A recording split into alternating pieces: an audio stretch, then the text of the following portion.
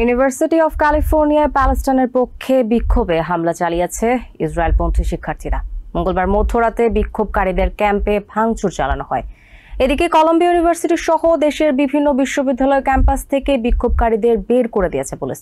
কোথাও কোথাও পুলিশের বিরুদ্ধে বাড়াবাড়ির অভিযোগ করেছে বিক্ষোভকারীরা। লস অ্যাঞ্জেলেসে ইউনিভার্সিটি অফ ক্যালিফোর্নিয়ায় অবস্থানরত প্যালেস্টাইনপন্থী শিক্ষার্থীদের ওপর অতর্কিত হামলা চালায় তাদের ইসরায়েলপন্থী সহপাঠীরা। এ সময় তাঁবু ছিঁড়ে ফেলার পাশাপাশি ব্যারিকেড ভাঙচুর করে তারা।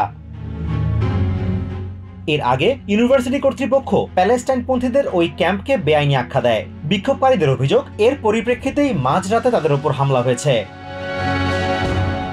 2 সপ্তাহ আগে কলাম্বিয়া ইউনিভার্সিটিতে শুরু হওয়া গাজায় যুদ্ধবিরোধী বিক্ষোভ দেশের অন্যান্য ইউনিভার্সিটির পাশাপাশি এই ইউনিভার্সিটিতেও ছড়িয়ে পড়ে। ইসরায়েলের সাথে সব ধরনের আর্থিক সম্পর্ক ছিন্ন করার দাবি জানিয়ে আসছে বিক্ষোভকারীরা। গত রাতেই কলাম্বিয়া ইউনিভার্সিটিতে সাঁড়াশি অভিযান চালিয়ে প্যালেস্টাইনপন্থী বিক্ষোভকারীদের ক্যাম্পাস থেকে বের করে দেওয়ার পাশাপাশি কয়েকশো শিক্ষার্থীকে আটক করে এনওয়াইপিডি। কলাম্বিয়ায় শুরু হওয়া এই বিক্ষোভকে কেউ কেউ ইহুদি বিদ্বেষ ছড়িয়ে দেওয়ার চেষ্টা হিসেবে আখ্যায়িত করেছে। এই দলে রয়েছেন Republican congresswoman Elise Stefanik. This is a moral rot that has taken root across American higher education institutions. তবে বিক্ষোভকারীদের দাবি, তাদের এই ক্ষোভ ইসরায়েলের বিরুদ্ধে, ইহুদিদের বিরুদ্ধে নয়। এদিকে ডানপন্থী গণমাধ্যমগুলো এই বিক্ষোভকে সাংস্কৃতিক যুদ্ধ আখ্যা দিয়ে দাবি করছে প্রেসিডেন্ট জো বাইডেন আমেরিকাকে নিয়ন্ত্রণ করতে ব্যর্থ। প্রেসিডেন্ট জো বাইডেন একদিকে এই বিক্ষোভের সমালোচনা করছেন, অন্যদিকে প্যালেস্টিনিয়ানদের প্রতি নিজের সহমর্মিতা প্রকাশ করছেন।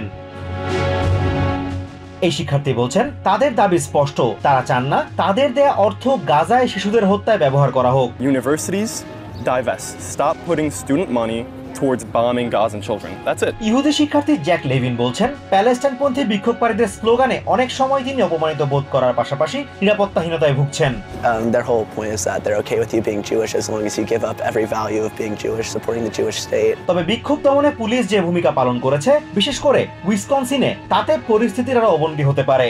জর্জিয়া ইউনিভার্সিটির শিক্ষক ডক্টর ফিডা অ্যাডলি সে কথাই বলছেন। This is not going to go away even if they shut down these encampments.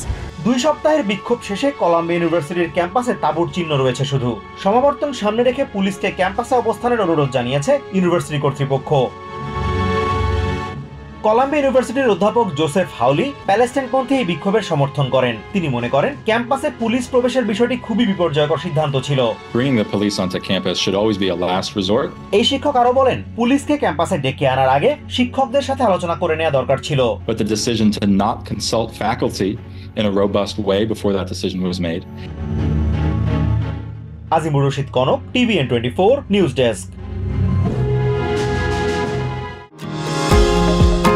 New York থেকে সম্প্রচারিত TVN 24 টেলিভিশন বিশ্বজুড়ে বাঙালির কণ্ঠস্বর।